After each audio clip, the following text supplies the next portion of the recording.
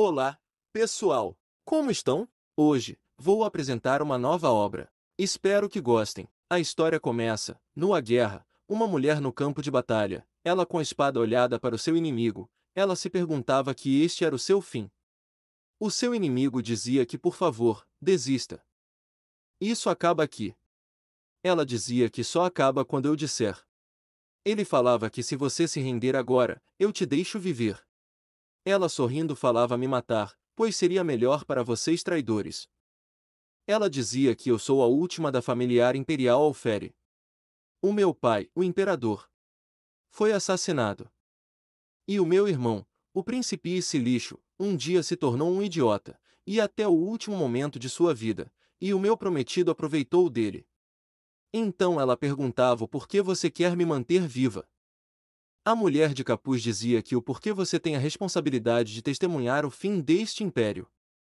Ela dizia que ele era o feiticeira dos traidores. A existência desse feiticeira só foi descoberto depois de inúmeras batalhas. Ela dizia que agora tudo faz sentido. Tudo começou com a tentativa de assassinato do imperador no banquete de aniversário do príncipe. Naquele dia, pensamos que a tentativa de assassinato havia fracassado. Mas estávamos errados. A adaga do assassino carregava um veneno especial. O nome do veneno criado com magia antiga era a Lágrima da Bruxa. Todas as bruxas e feitiçarias desapareceram do mundo. Logo, a única forma de reconhecer magia também desapareceu. O que fez do veneno algo indelineável.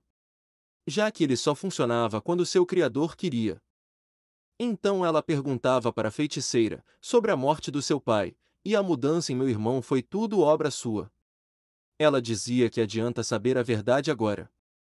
Então o seu prometido dá ordem para os soldados cercaram. Ela dizia que vocês acham que eu vou me render tão facilmente.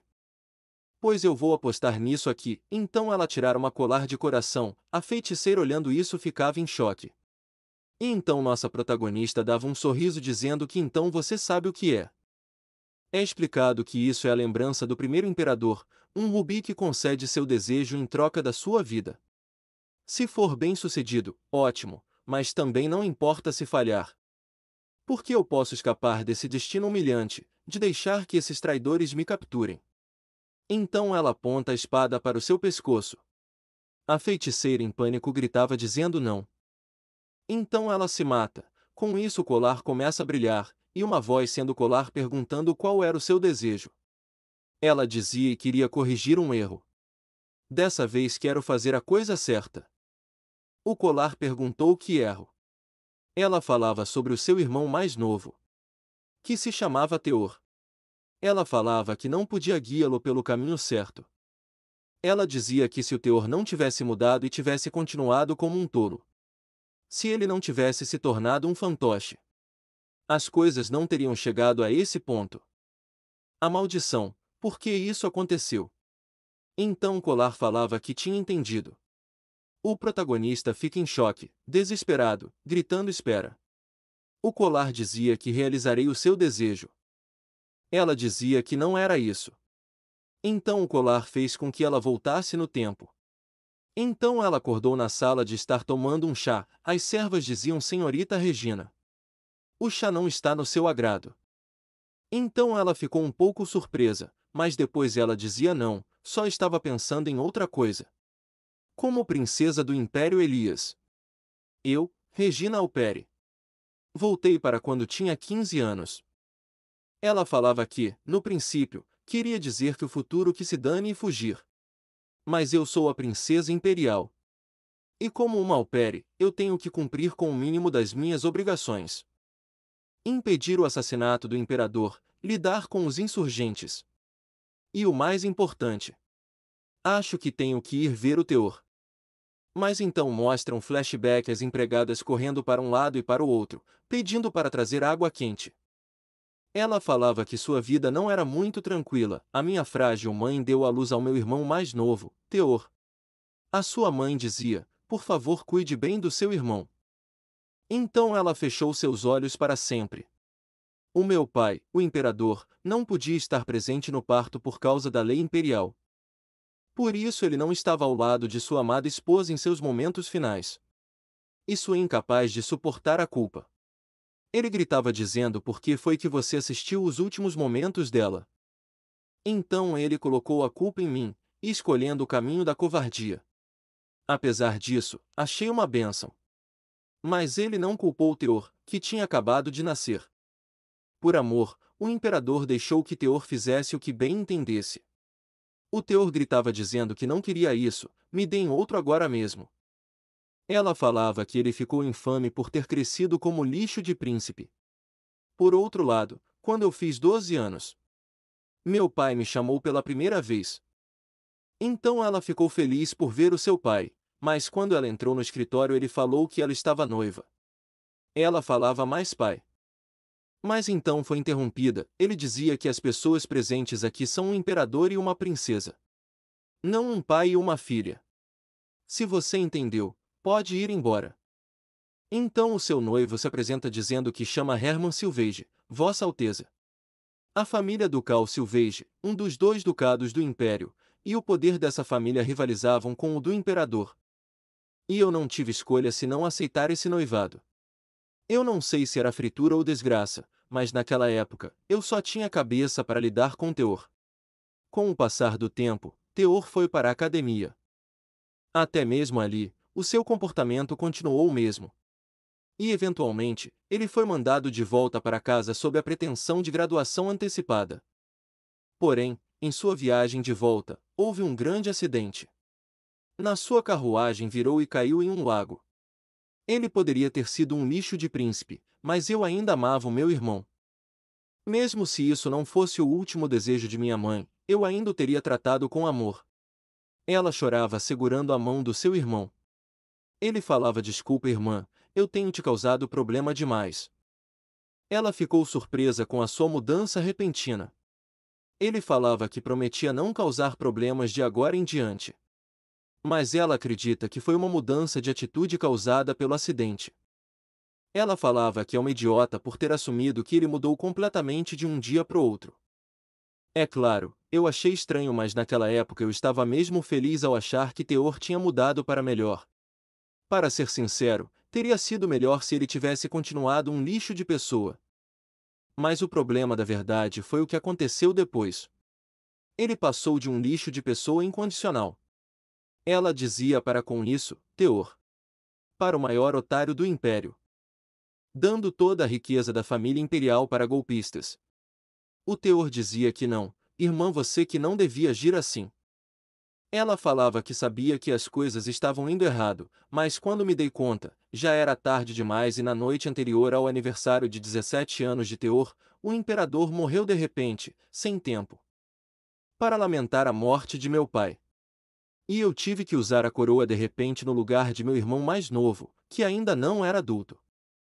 Ela no seu escritório dizia que estava tão cansada, e para lugar tão saudável, morrer assim de um dia para o outro. E em vez de me ajudar, meu noivo, Hermann, estava envolvido em boatos de ter outra mulher. E além disso, eu tinha que compensar as atitudes de meu irmão, que ficava cada vez mais otário. Ela dizia que só tinha que aguentar um pouco mais. Porém, finalmente no dia em que Teor fez 18 anos e teve sua cerimônia de maioridade, foi morto pelo meu noivo. O Hermann falava que de agora em diante, o Império Elias não existe mais. O meu noivo começou uma insurreição e eu vou impedir o assassinato e a insurreição.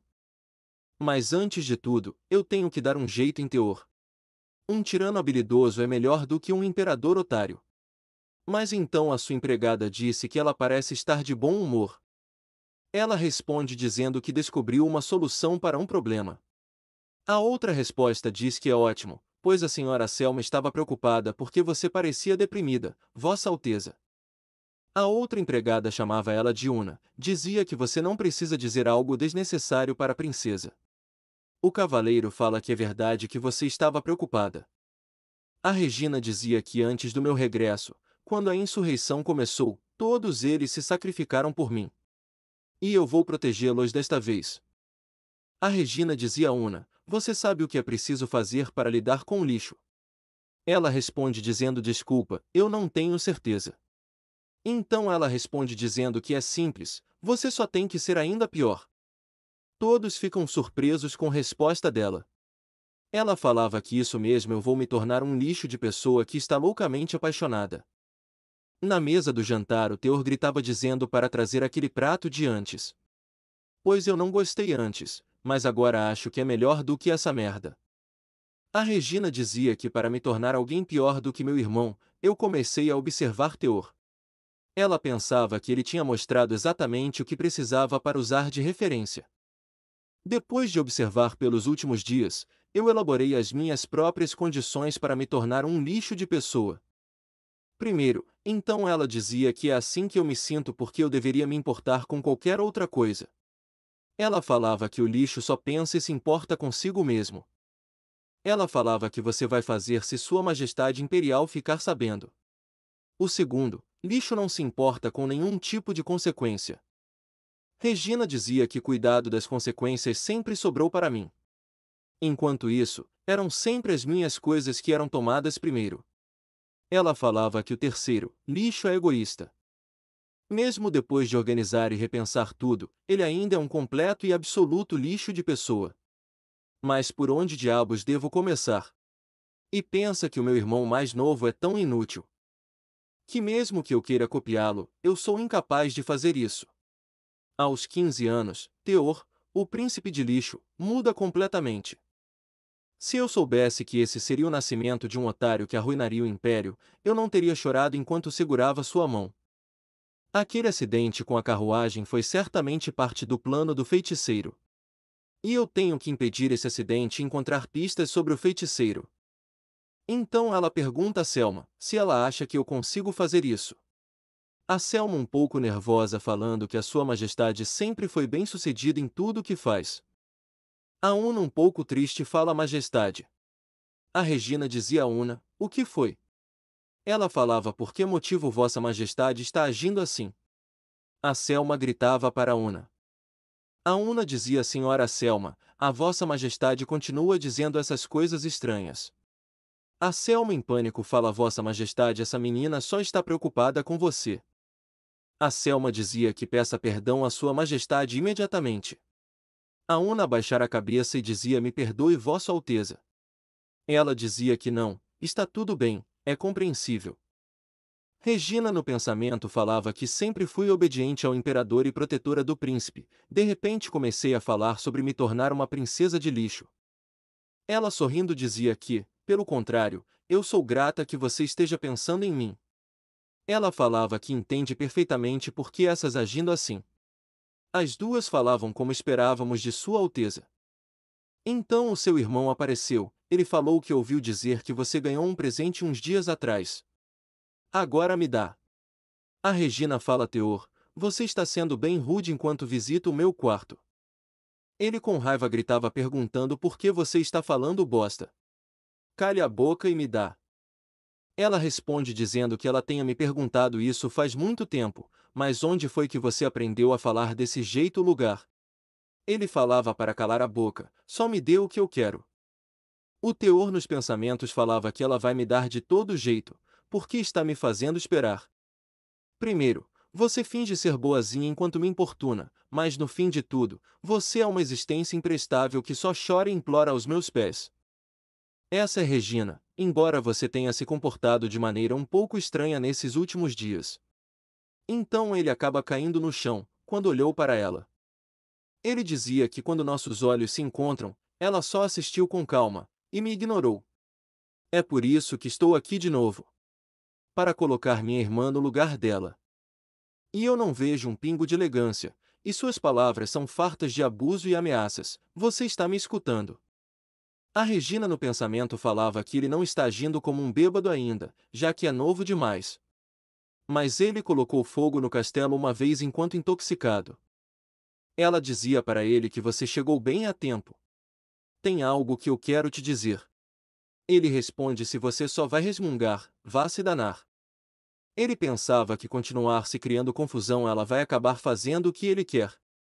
A Regina nos pensamentos dizia: vamos adicionar mais uma comissão, quarto lixo fazer o que quer. Ela falava: meu pobre irmão. Por que em que cada vez que você abre a boca parece que você perde a classe? Imagine que isso seja a classe de um príncipe lixo. Ele fica assustado e pergunta o que. Ela responde dizendo que até eu posso cumprir com essa condição. Ele responde que eu não posso também só fazer o que eu quero. Então ela pegou uma cadeira e jogou nele. A Selma disse a Vossa Alteza, e o seu irmão chorava de dor. Então, depois desse acontecimento, os dois foram chamados para o escritório do seu pai. O rei encarava Regina dizendo que tinha ouvido falar que você jogou uma cadeira em Teor, isso é verdade? Ela com um sorriso responde dizendo que sim. Então ele pergunta por quê. Então ela explica que essas duas formas que se ver o imperador, a primeira seguir o protocolo e pedir uma audiência. Segundo, esperar por uma chance durante uma refeição quando a família imperial se reúne. Ela falou que pensar que porque eu joguei uma cadeira em Teor, nós fomos chamados aqui tão rápido. Ele sempre recusou os meus pedidos para uma audiência com ele e nunca prestou atenção em mim durante as refeições. Este é o momento perfeito como essa oportunidade, eu definitivamente tenho que deixar claro para ele. Então ela responde dizendo é porque tinha uma cadeira do meu lado. Ela no pensamento, dizia que ia ser pior do que o Teor. Então, por aqui encerramos o vídeo. Espero que tenha gostado. Não se esqueça de deixar seu like, se inscrever no canal e compartilhar com seus amigos.